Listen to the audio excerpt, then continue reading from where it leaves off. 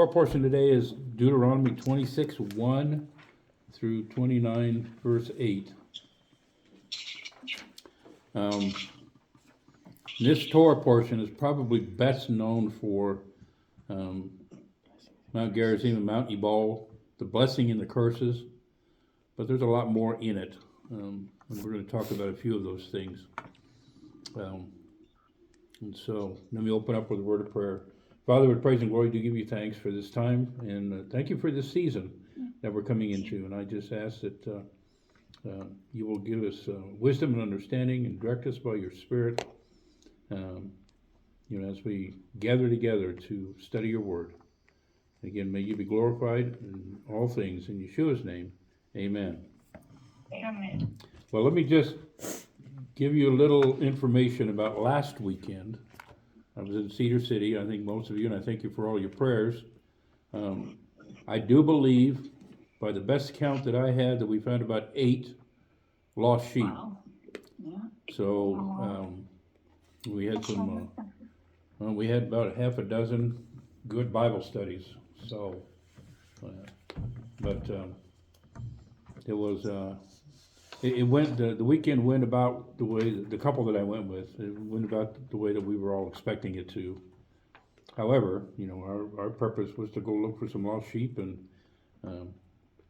get them, reintroduced or introduced to the Torah. So, and there were a couple of, we just ran into, I think, about a handful of Torah keepers. And so, but nonetheless, praise Yahuwah that our mission was it was good. It was worth it. So it was a blessing. Yeah, it was a blessing. Mm-hmm. Excellent. So let's go to Deuteronomy chapter 26, verse 1.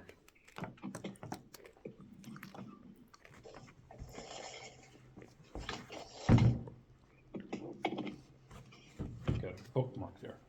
There you go. It's way in the back of the book.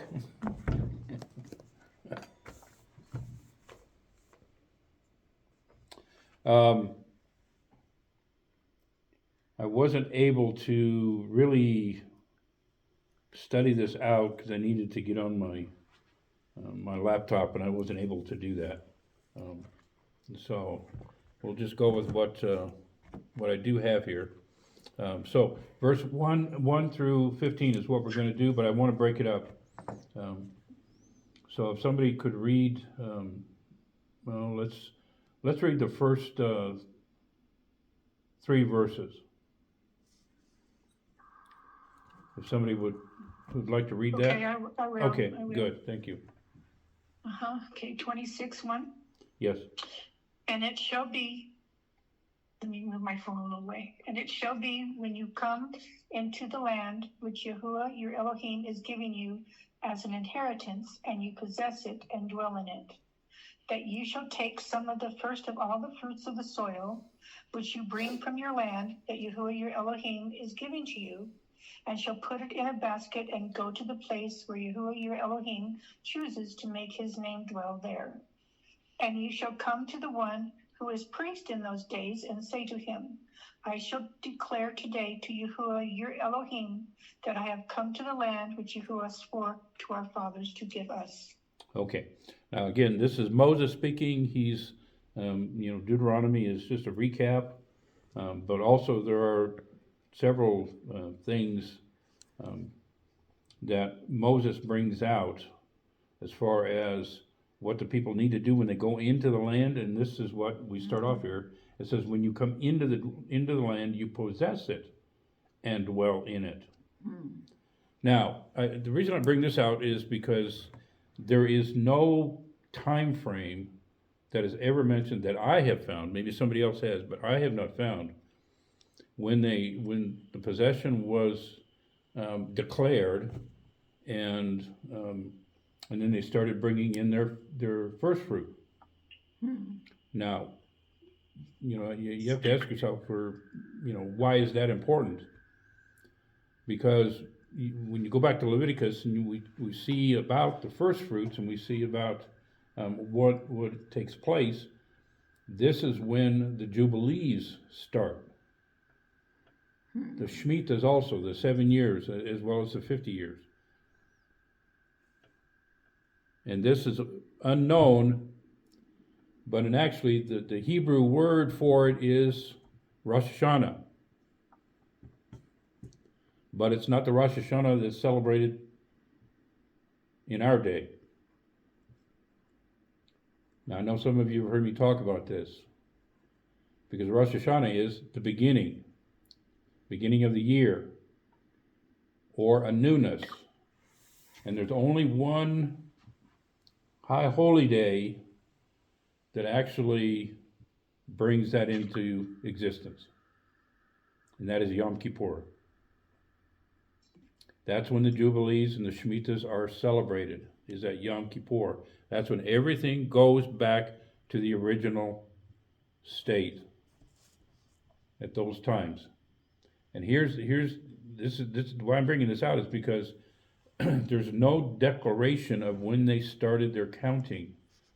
And the reason I bring that up is because it says, when Yahweh gives you to come into the land as an inheritance, and when you dwell in it, and when you possess it.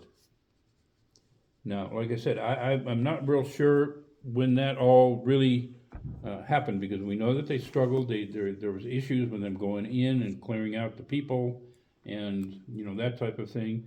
And by the time you go a year or 2 or even 3 years into the whole process, well, the crops are going to kind of go by the wayside. Now, I'm just going by the natural phenomenon that happens when a war or wars or combats take place. And, agriculture takes a hit when that happens. And so that's recorded for us in many different places. And it's actually what has taken place in, around the world, where there has been conflict and a loss of food. So my caution to many people is, because they take certain dates and they take certain times of, to start their counting. However, some of the dates and the times that people have used, we've passed them. Mm-hmm.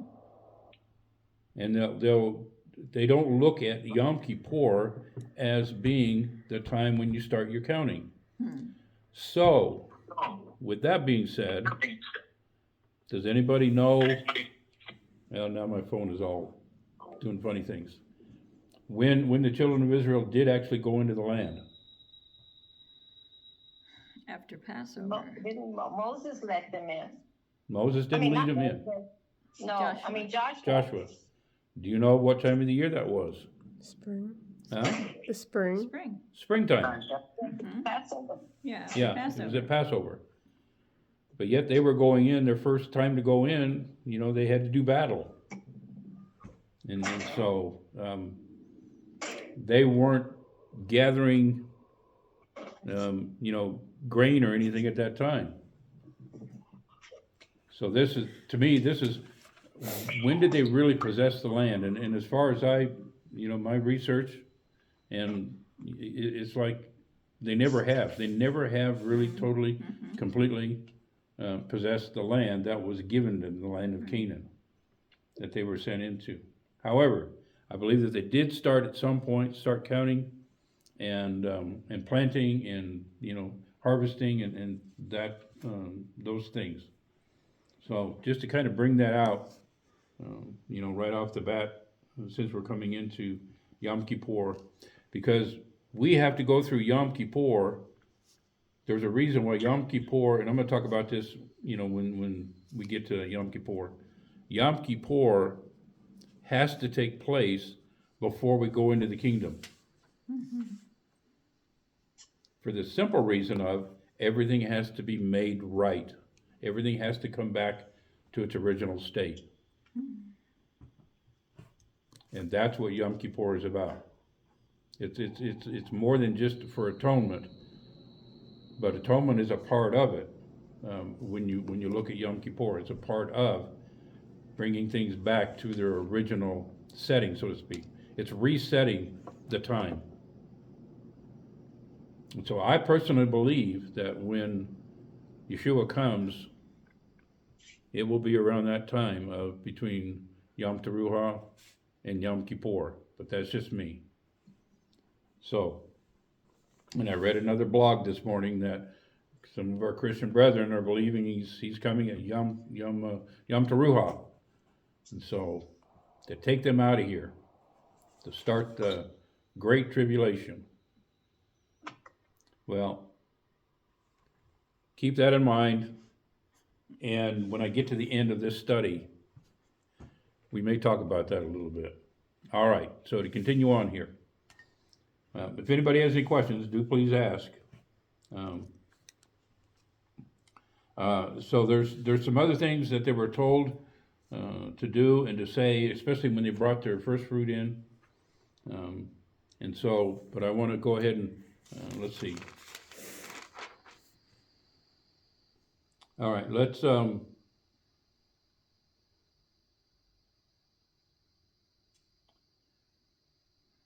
to verse 12.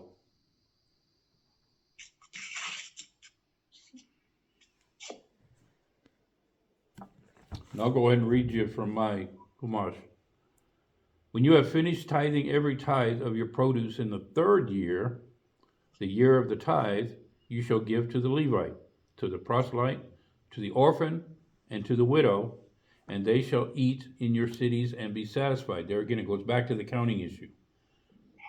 Then you shall say before Yahweh your Elohim, I have removed the holy things from the house, and I have also given it to the Levite, to the proselyte, to the orphan, and to the widow, according to whatever commandment you commanded me. Now, the holy things that I read there, that's the offering that goes to the Father. That's or to the priest. Okay, that means that was set aside. That was something special. I have not transgressed any of your commandments, and I have not forgotten. I have not eaten of it in my intense mourning. I did not consume it in a state of contamination, and I did not give of it for the needs of the dead. Now, it's kind of interesting that Moses is telling them, when you bring this in, this is what you are to say. Okay, and then he goes on, I have hearkened to the voice of Yahweh, my Elohim. I have acted according to everything you commanded me. Now gaze down from your holy abode, from the heavens, and bless your people Israel, and the ground that you gave us as you swore to our forefathers, a land flowing with milk and honey. Now, a part of that, what I just read, is a part of the prayer after the meal. And it's the very thing, what it is we bless Yahweh for the ground that he has given us to grow our food on. And so that's what they're to respond here. It says, and bless your people Israel and the ground that you gave us. Okay?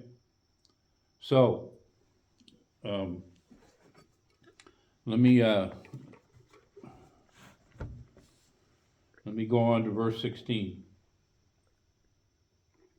Well, I'll tell you what. Let me, Martina, are you able to read while you're writing there? Sure. You want me to read 16? 16 through 19, please. Okay.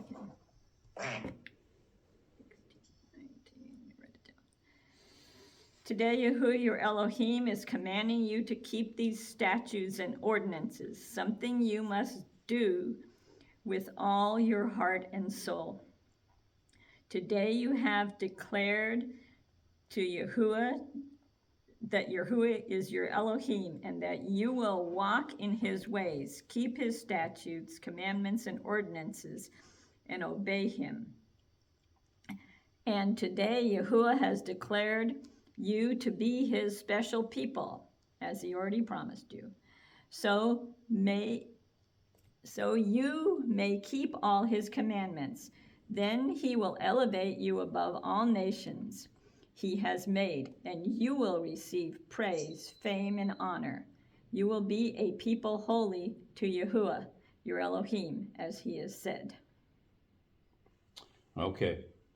Now, there's a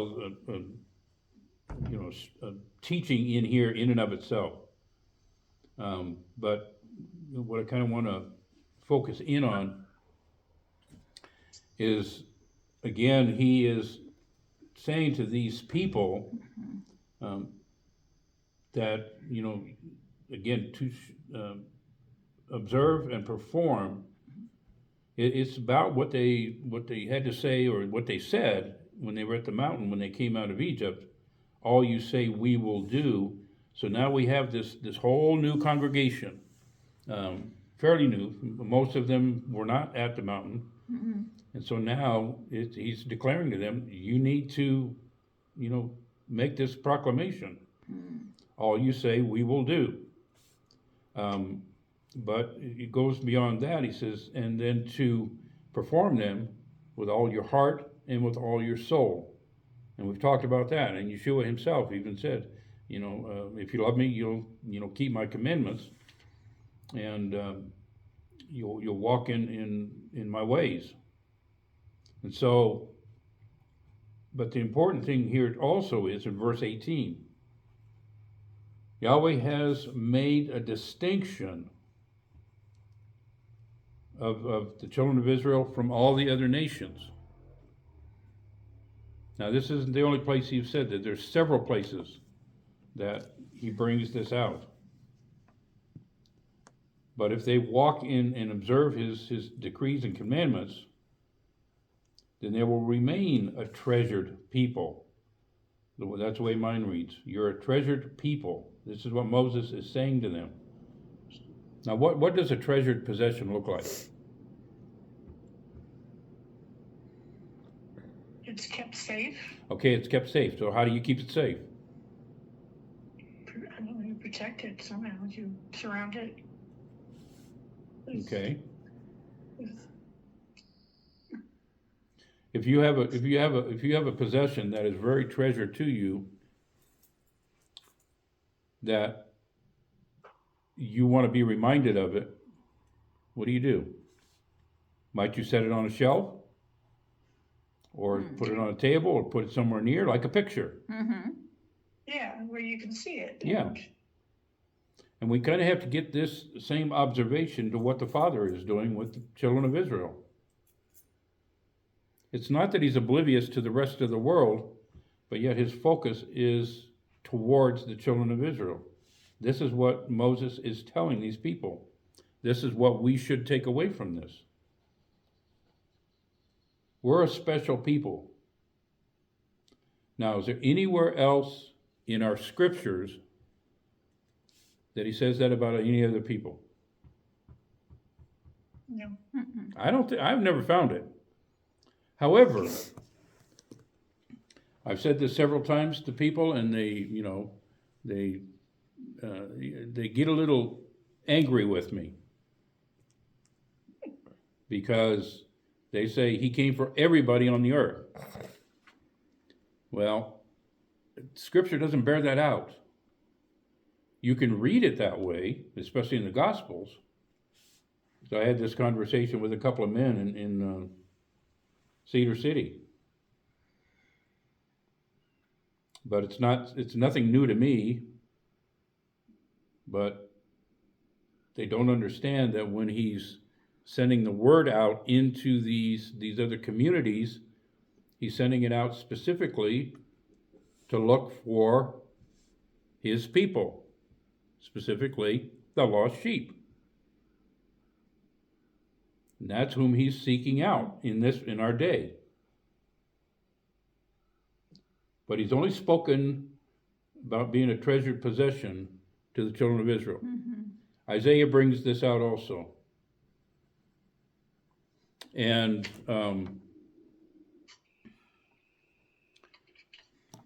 in Hosea, you don't need to turn there. I'm going to go ahead and open it up real quick. Because what we have in Hosea, in chapter 1, he, in verse 9, and he's talking about the children of Israel, okay? Especially the kingdom, the house of Israel, the kingdom of Israel. And the Lord said, name him Lo Ami, for you are not my people, and I am not your Elohim. Wow. See, this is the prophecy Hosea was told to give. You are not my people. And I am not your Elohim. Who is he speaking to? He's speaking to the house of Israel. Because verse 10 brings that out. However, the number of the sons of Israel will be like the sand of the sea, which cannot be measured or numbered, and it will come about that in the place where it is said to them, you are not my people, it will be said to them, you're the sons of the living Elohim. Okay, was he angry when he said that to Hosea? I guess, was he angry? Israel? He wasn't angry.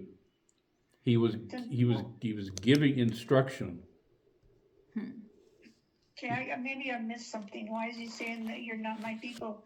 And then he's reversed himself. Well, he really didn't. Now, that was the whole thing when we went through the study of Hosea, and especially as we moved on to Amos. He was telling them, he was saying to them, I'm going to treat you as if you're not my people. Okay, get it. But they still are his people. But he's going to treat them, and why would he treat them like they're not his people? Because they're not Because they behaving weren't like being his obedient. people. All right, they weren't doing what the instruction that Moses is giving here in this Torah portion, keeping my commandments. And we read He that was angry at him. exactly. Well, okay, he was. All right. I'll use that word He angry. was unhappy with them. Okay. He was not. Yes. And he had to do this. He had to, bring a judgment down upon these people. Yeah, consequence. And the consequence, very good. But that's what Hosea is about. You were my people, but you're not my people. It's going to be said about you, you are not my people. And so that statement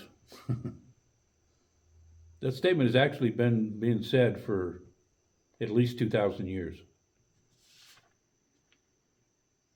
And especially those who, like us, now come out of the communities or the world or whatever you want to use, and we start keeping his commandments.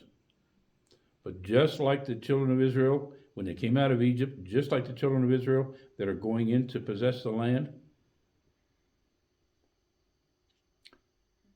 this is all new to them. So they have to learn as they go. It's on-the-job training. They're learning as they're going. Right. Now, we could, like Moses is giving them a whole bunch of instruction. Okay, imagine yourself there at that time getting all these instructions. Now, Martina is here writing down very fervently. I know some of you are. But if you couldn't write them down, how many of these instructions are you going to remember? Yeah. I'm going, what did he say? Do you remember Yeah, what exactly. he said? It's like, do you remember this one? I'll remember the next one. Everybody remember one. I don't know. Yes, that would be almost impossible. Exactly, and there is a lot in this Torah portion. Okay? And so, trying to remember all that and trying to keep it and did he say this? Can we do this? Can we not do that? And that's where, even in our time, it goes, can I do this or can I not do this? Should I do this? Right. Is this work on the Sabbath Yeah, or is this not work yeah. on the Sabbath? So I mean, all of those questions come up. Yeah. Okay, where did I leave off in Deuteronomy? Let's see. 19. Well, how did Yes, Father 19. expect him to remember it all? Ah, very good. Very good. I'm gonna answer that question now. Isn't that what the Via Hafta is all about? Say that again. Isn't that what the Via Hafta is all about? We were to teach them diligently to our children when we rise up, when we lay down, when we speak them, walking away. Back then, it wasn't. They didn't have the all of the stress we have today with TV and radio and Right. movies and nonsense. So they taught day in and day out. Right. How did they remember in the first place to teach them though, all this stuff? Well, They couldn't go look in their Bibles. They had to remember what was told to them, which is not, that's what we're discussing right now, right? It's Right. How was the Father expect them to remember it? okay. Think about this. Moses wrote all this down. This was passed down from generation to generation. And I believe, now this is me personally, that at particular times, just like what's being done right now today, people were writing it down. People were doing that. Actually, when I, excuse me, when I've taught the commandments, I taught them as 10 words. And the reason for that is because then if you understand, if you take one word and you multiply it out with other words as far as what the meaning is of it, and then it doesn't take many words to to bring out a meaning of something. Also, the children of Israel were told to write it on their hearts. Meaning, that's where you start to remember these things. You write it on your hearts. Now, for us today, if we're under the new covenant, what's written on our hearts? His word. The Torah, His word. Yeah. Same. What's put in His mind? What's put in our minds? His word. So to me, He's made it, and now I'm again just for us. This is my opinion. He's made it easier for us to remember these things because it's written on our hearts. Now we don't know all of it. It's not, and I'm sure our brains could handle it, but we need to do studies. We need to, get into Bible studies like this and read our Bible and glean from it. Learn what is truth, what is not truth, what we should be doing, what we don't need to do. And so that's kind of my version of how I make a distinction, or to be able to distinguish between between people who are of this group of people, the children of Israel, or who are not. Because to me, the ones who are not will argue. And I've run into that many times, just as I was explaining earlier. Because they will interpret the word differently. And this is what has gotten many people into trouble, is because of they're not reading, they're not reading the word in what I call in a critical way, meaning reading it for what it is and what it says. Yes, there's going to be some, mysteries or, some of the mysterious things some of the spiritual things that are going to be involved. In fact, in this lesson, there are, as we get towards the tail end of it. And so, as we go on with this portion of the Torah portion, again, we're told in this over and over and over again to observe, to walk in His commandments, His statutes, to listen to His voice. Now, for us, to me personally, that's the Gospels. That's when Yeshua was here. Mm-hmm. He was the voice of the Most High. Mm-hmm.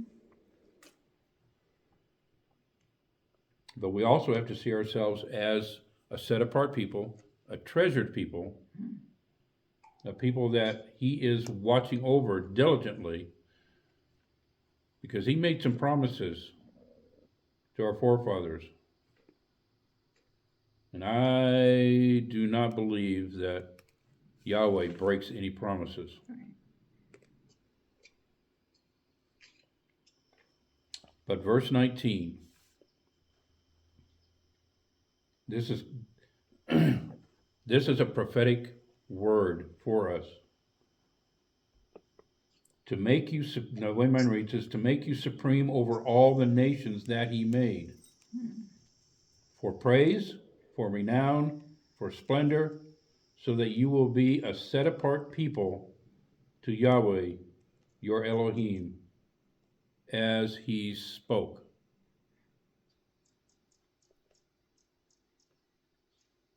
As He spoke.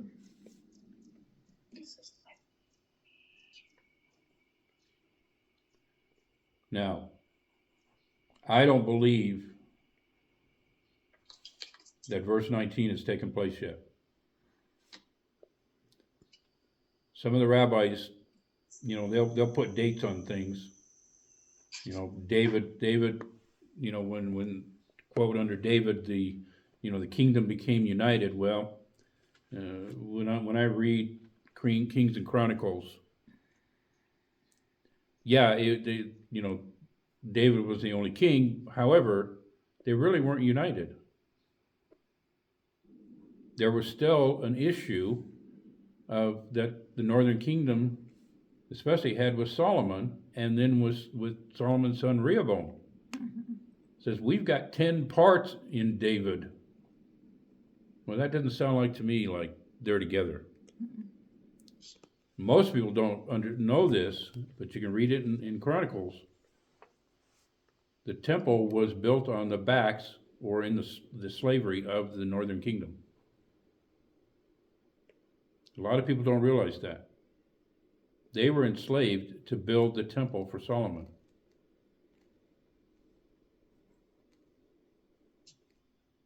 So that doesn't sound to me like they were united. Okay, there was something else here.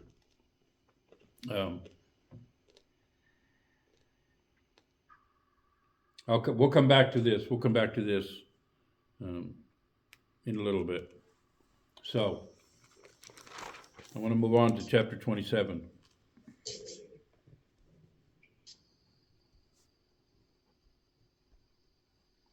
And I want to go ahead and read. Let's see. I think I'm going to read verse 1 and 2. So, Moses and the elders of Israel commanded the people, saying, observe the entire commandment that I command you this day. There we go. Again, it's over and over again. We hear, we read that and we hear that. It shall be on the day that you cross the Jordan to the land that Yahweh your Elohim gives you. You shall set up great stones, and you shall coat them with plaster. All right, being kind of very specific. Now, but not where they are to do this. It's not telling you at this time. Verse 3, you shall inscribe on them the words of the Torah when you cross over, so that you may enter the land that Yahweh your Elohim gives you, a land flowing with milk and honey, as Yahweh your Elohim of your forefathers spoke about you. It shall be that when you cross the Jordan, you shall erect these stones, of which I command you today, Where? On Mount Ebal. Mount Ebal. And you shall coat them with plaster. There you shall build an altar for Yahweh your Elohim, an altar of stones. You shall not raise iron upon them. Okay. It's interesting. It's on Mount Ebal. Now, Mount Ebal is the Mount of curses. Mount Gerizim is the Mount of blessings. Now, we're gonna go a little bit deeper into this, but I wanna just share with you at the second to last day that my daughter and I were in Israel, and most of you have heard me talk about this. My daughter had contracted a guide to take us into this area, because this is not an area that most tour guides or tours go to. We had to get off pavement and get on a dirt road, but he took us around and on Mount oh man, now I lost the name of the mountain. We were across from Ebal. We were to the north of Ebal, but he wanted to show us something. So we get out of his vehicle. He had a Jeep. We get out of his Jeep, and he has a pair of binoculars. And my daughter had a zoom lens on her camera. And so he said, now look across the valley. We were on about the same elevation. He said, look across the valley and see if you can see anything. So we're looking, and you know, my daughter's scoping the whole mountain out. And so he kind of narrows us down. With the naked eye, you really couldn't see it. So he hands me the binoculars.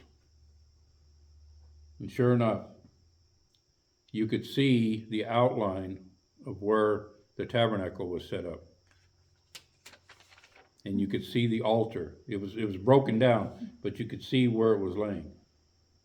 Oh my goodness. Couldn't see these stones, but you know, because over years, you know, being 2,000 years or 3,500 years, you know, the whitewash is and the stones are gonna fall and things like that. But the outline was still there. Now, the way I knew that it was the outline of the tabernacle was because it was the same outline when we went through Shiloh that was still in place in Shiloh. And so, because he did share with us that to get his guide license, he had to find the 7 places where Joshua set up the tabernacle. Oh, wow. And this was the next to the last one, because then it was set up in Shiloh. What a cool job. Yeah, I mean, it was interesting, and my daughter got pictures of it, but now something happened with her camera when she got back and started, because she took about 1,000 pictures. So just You saw it. yeah, You saw it. we saw it, and it was barren ground. There was hardly any, you know, grass or vegetation on the ground. And so when you found it, it stuck out. You know, it was very evident.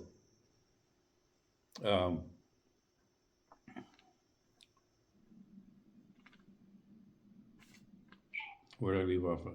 Oh, so that's where they built the altar, and then I want to go down to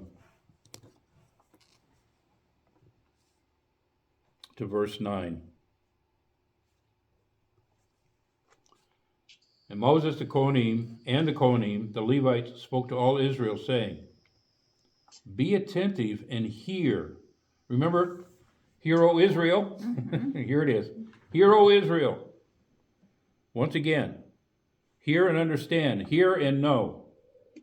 this day you have become a people to Yahuwah, your Elohim. What chapter? I'm in chapter 27, verse 9. Oh, 9, okay. Does yours read that way? Hang on, I was looking at 19 because it didn't read that way. Yeah, then Moses and the Levitical priests spoke to all Israel, be quiet and pay attention, Israel. Today you have become the people of Yahuwah, your Elohim. So- I like that better, the, instead of a. Yeah. The people. I like it too. Denotes, yeah, it denotes. Well, does, yeah, specific. Particular, yes, yes. So it backs up to what I was talking about earlier, then going to Hosea, again, second time he says, today you are my people.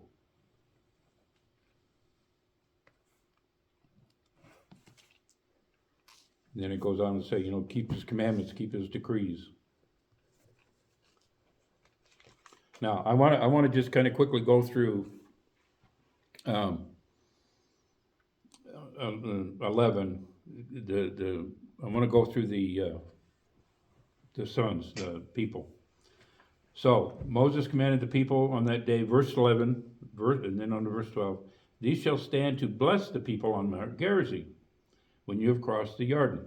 Simeon, Levi, Yehuda, Issachar, Joseph, and Benjamin. Now Mount Ebal, this shall be Reuben, Gad, Asher, Zebulun, Dan, Naphtali. So, how many are on each mountain? 6. 6? 6 and 6 is 12. 12. Verse 14, the Levites shall speak up and say to every man of Israel in a loud voice. So how many tribes do we have? 12. 12. How many are listed here? 12. Well, and then the Levites are listed next. So that makes it 13. 13. This is where it gets a little confusing.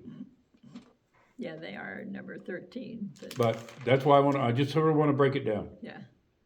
The Levites are in number 12, the Levites are listed in number 12, and verse 12. Right? But there's supposed to be 6 on each mountain. Right. Okay, yeah. Oh, yeah, they are. But Levi is down in the valley. Oh, yeah, 1, 2. Okay? Why They're does- part of the okay, 6, though. I'm confused. Yeah, they are part of They're six. you're right. They're Marla? standing on Mount Gerizim. Yes. Yeah. So somebody's left out. So we have well let's just go through it. Simeon, Joseph. Levi, Judah, and Issachar, they are from Leah. Asher's not there. Asher's Hold there. on. And then we These are have number 13. then we have Joseph and Benjamin.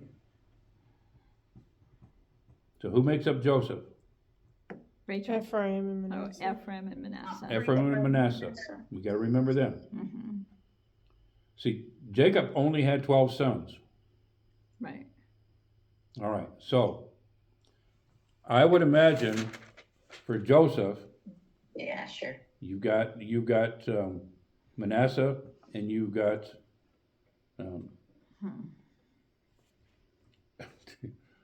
I can't think of the other one. Ephraim. Ephraim, yeah.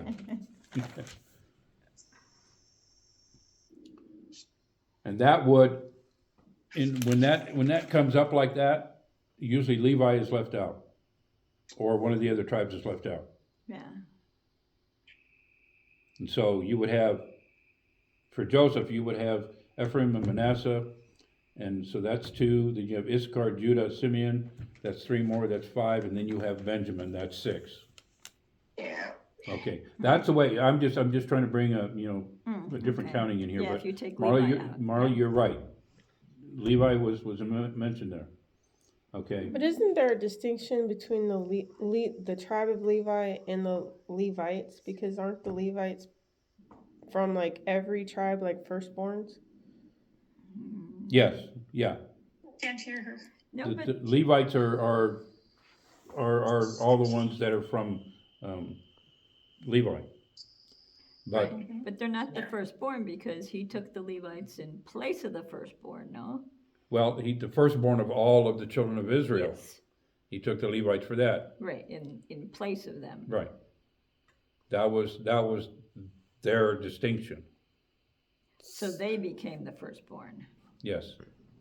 instead of the firstborn in Each tribe or family, yeah. family, yeah. So, say what you said before. I said there's a difference between being from the tribe of Levi and then being a Levite, because a Levite comes from the firstborns that he took from every tribe. Okay, that's, yeah, Okay, yeah. Yeah. yeah. Well, yeah, because they were those that, So the Levites that would have been speaking loudly are from every tribe.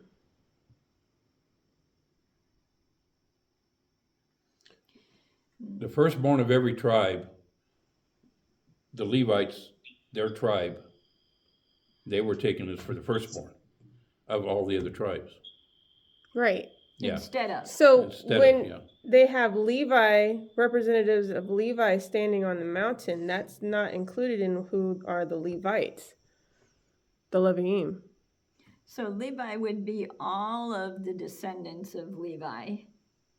And then the Levites would be the priests and the high priests, Well, they would be the priestly line, yeah. the priestly line. So the Levites are the priestly line then, and Levi would be all the descendants because Korah and So that's how you're getting Gershom 13. I'm thinking. Yeah, Okay. okay, Mr. D, I have a question. okay, I hope it's an easy one. When I was reading this last night, I mean, at night, not last night, at night, why Simeon and Levi on the blessing side? Because they were the ones that killed Shechem. And when, if I remember, when Jacob was giving the blessing, that they would not inherit it. Right, Part of the, that's a good question. However, I don't know, why, but it was just, Simeon and Levi did not inherit any of the land. yes, Even though Simeon did have, a section of land, but they were engulfed in Judah. Judah, yes, that Yeah. I know. So, although And why are they divided in that way? Because I remember you saying that the curse is a judgment. yes, Instead of saying curse, you said we should say the judgment. mm-hmm. Or the, consequence. Yes. Well, the reason I bring this out is because, Leah, the first four are from Leah, then the second two are from, Rachel, and those are on the Mount of Blessing. Mm-hmm. Now, you get to Mount Ebal, except for Reuben and Zebulon, because Gad and Asher are from Zilpah, and Dan and Naphtali are from Bilhah. Mm-hmm. Now, Reuben, understandably, because he slept with his father's wife, Mm-hmm. but Zebulon, I don't have an answer for. You can open the door. So if anybody can think about that, I don't know why Zebulon is on the Mount of Curses. Come on. So,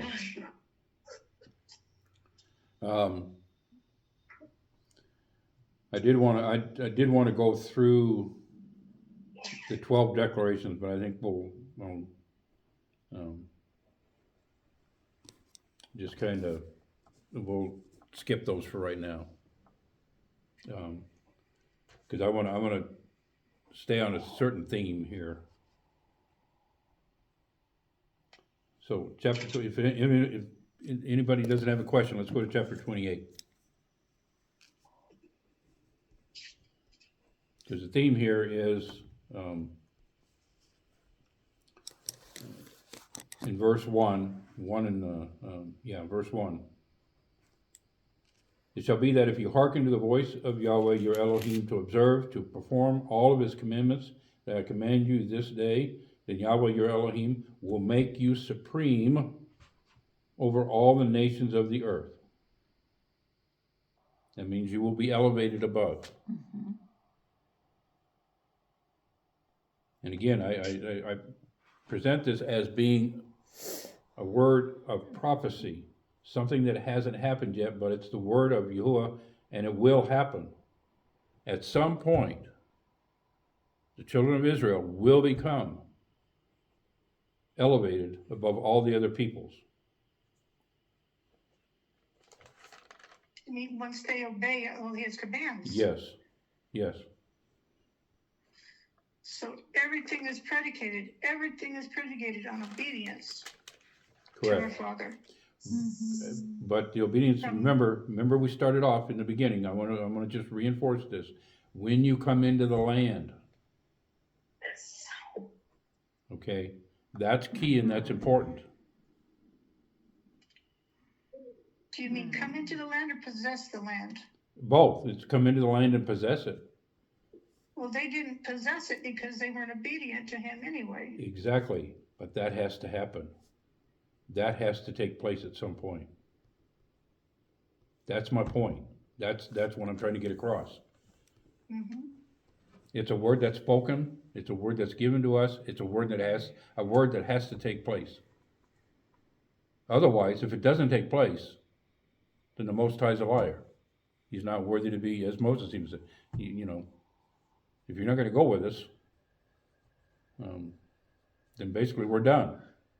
We're not going to follow. Yeah. We're not going anywhere. We're not going anywhere.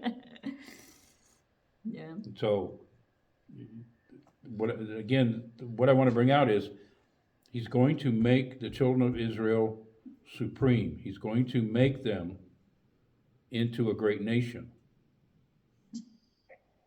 in the land, in the land of Canaan, the land that they were supposed to, and they did, possess in part when they went in the first time.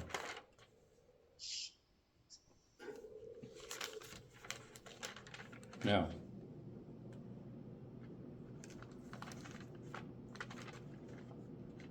let's see here. I'm going to kind of wrap up here a little bit. I want to go to chapter 29. There's a lot in 28, but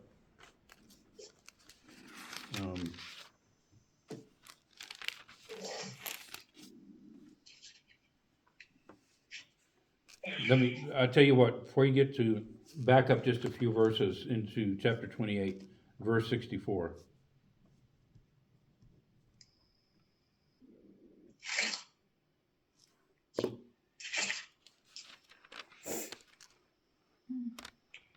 Oh, well, let's see, go up to verse 58. I want to read this. We're just going to read it. If you will not be careful to perform all the words of this Torah that are written in this book, to fear this honored and awesome name, Yahweh your Elohim, then Yahweh will make extraordinary your blows and the blows of your offspring, great and faithful blows and evil and faithful illnesses. Read your verse 59, Martina. 59. Then Yahuwah will increase your punishments and those of your descendants, great and long-lasting afflictions and severe enduring illnesses. Okay. Now this is Moses speaking to the people again. Now verse 60. He will bring back upon you all the sufferings of Egypt, of which you were terrified, and they will cleave to you. Even any illness and any affliction that is not written in this book of the Torah, Yahweh will bring upon you until you are destroyed. Read your verse 61, Martina. Moreover, Yahuwah will bring upon you every kind of sickness and plague not mentioned in this scroll of the commandments until you have perished. All right. Now, just for comforting, he's not going to destroy the children of Israel completely. Mm-hmm. We have too many promises that he will not do that. But yet it will look like they're going to be destroyed. Mm-hmm. It will look like they're going to come to end. But that will not happen. Yeah. And the afflictions and what is going to come upon them that's not written in the book of this Torah, we can read about them in Revelation. That's what I wanted to bring up. Down to verse 64.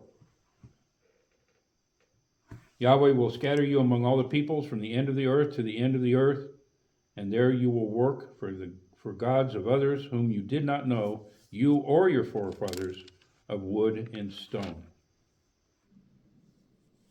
So again, he states, I will scatter you among the nations. Okay.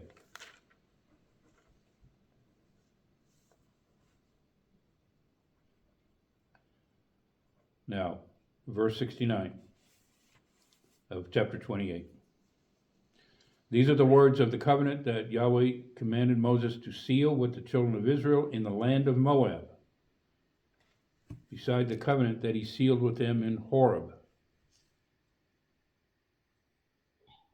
So how many covenants do we have? Oh, okay. What do you read yours, Martina, then? So in our Bibles, it's 29:1. Okay. That's where it changes. Yeah. These are the words of the covenant that Yahuwah commanded Moses to make with the people of Israel in the land of Moab, in addition to the covenant he made with them at Horeb. Okay. So how many covenants? 2. 2. How many covenants are we under right now? 1, 2. So one at the mountain 1 here. and one here. Now us. Oh, 3. We're under 3 covenants. oh, okay. So one at the mountain. But everything that's in the prior covenants, we are subject to. Right. Because covenants don't go Yeah, away. yeah. So one here in I'm Deuteronomy. kind of bringing a confusion in here because most people think we're only under 1 covenant.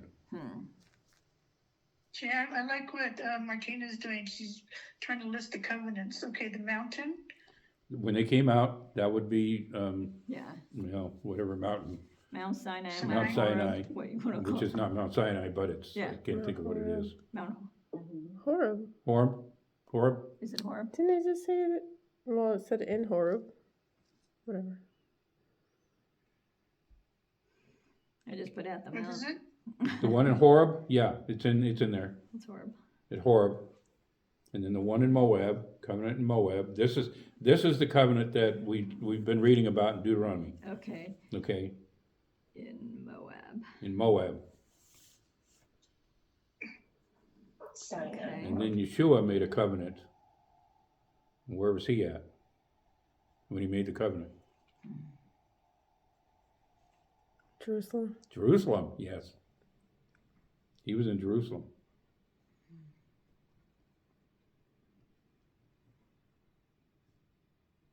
Was that at the Last Supper?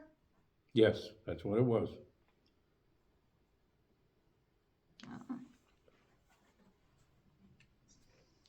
Now, if you start talking to people about that, especially among your Messianic friends, You better be grounded in I'll tell you what. You're going to be a heretic. Not even just Messianic. Probably with the... So, all right. I've got a lot more, but because I wanted to go into a little bit of Isaiah, but, well, I might. Let me read verse 3 of chapter 29. Or I don't know what's going to be your verse 4, probably. Says, why don't you read your verse 4, Martina? But to this very day, is Yeah. that it? Yeah. Okay. You want to read Yeah, the go whole ahead and read thing? it.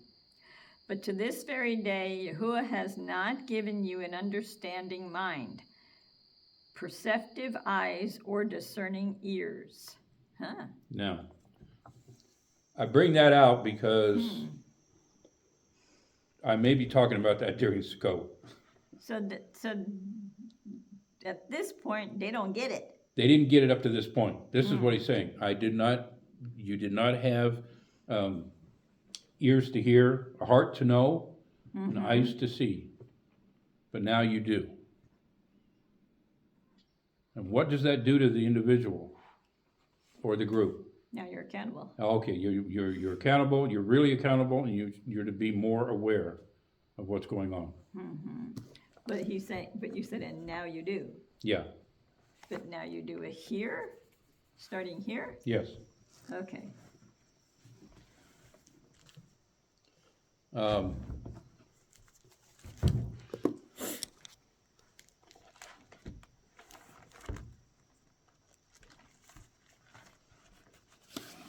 I want to, you don't need to turn there, but I want to go to Isaiah 60.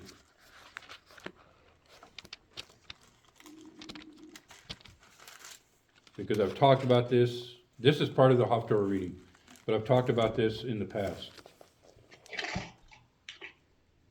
Did you say 60? 60, yeah, 60, 60.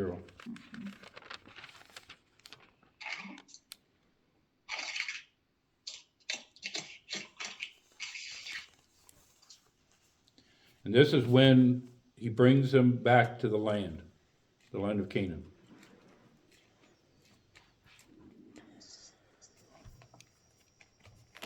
Now, I'm going to start reading verse 1.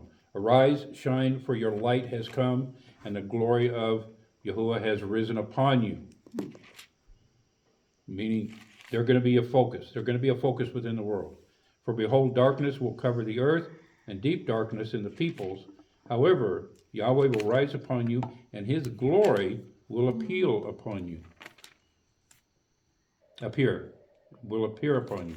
And the nations will come to your light, kings to the brightness of your rising. Lift up your eyes round about and see. This is talking to the children of Israel. Lift up your eyes and see. They all gather together, they come to you. Your sons will come from afar, and your daughters will be carried in the arms. Then you will see and be radiant, and your heart will thrill and rejoice, because the abundance of the sea will be turned to you. The wealth of the nations will come to you, and a multitude of camels will cover you. And I'm going to leave it right there. Verse 5 is the main thing. The children of Israel, starting with Abraham,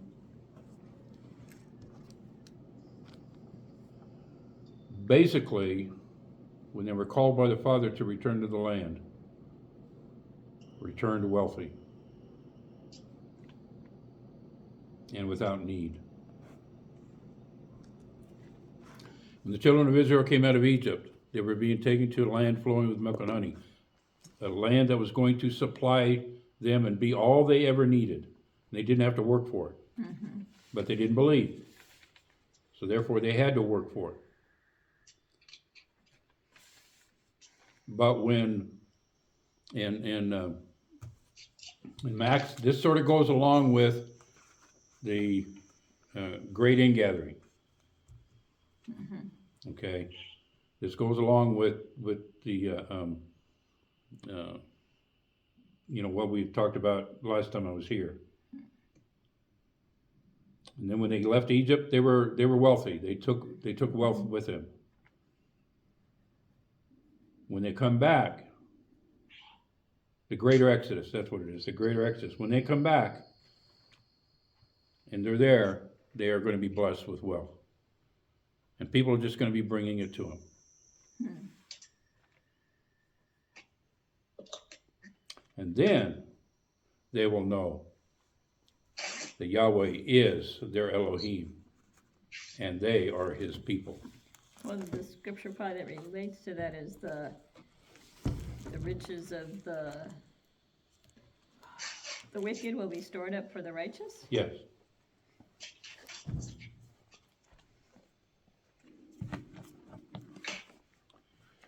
And I believe that is still yet to come. That hasn't happened yet.